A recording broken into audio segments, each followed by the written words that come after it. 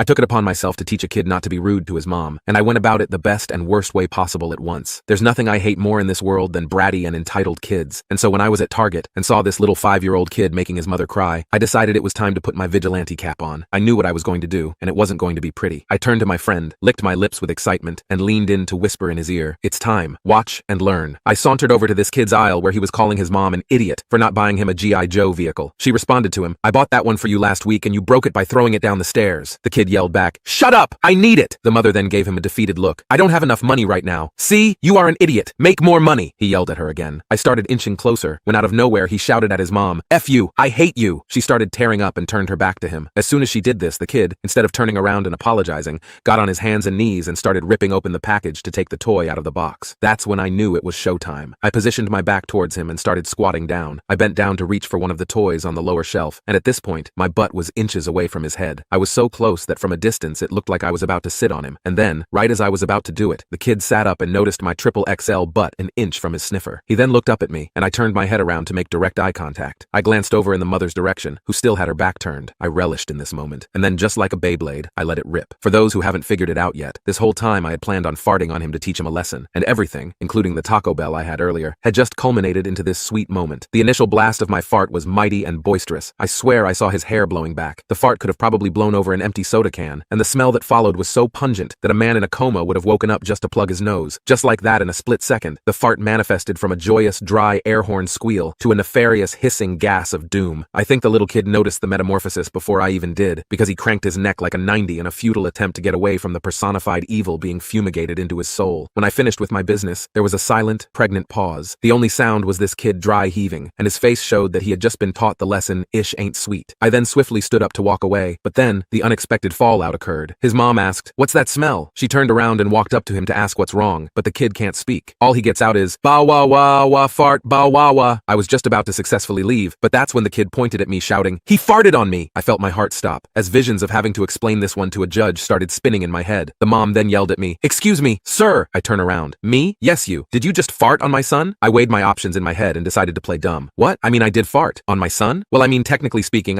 what is on? Why did you fart on my son?" At this point, I knew it was raps, so I decided to just show my hand. I turned my attention to the little kid and stared at him, because the whole store could hear him being nasty to his mother and making her cry, so I thought I'd come over here and teach him manners. The mom looks at me, then her son and the scattered G.I. Joe box on the floor. The mom was puzzled as to what to do and says to me, Just go." That was all I needed. I turned around and booked it outside as fast as I can. My friend was by this point right out front waiting for me. As soon as I got it, asks me, "Do you do that a lot?" Not that much. Like once a month or so."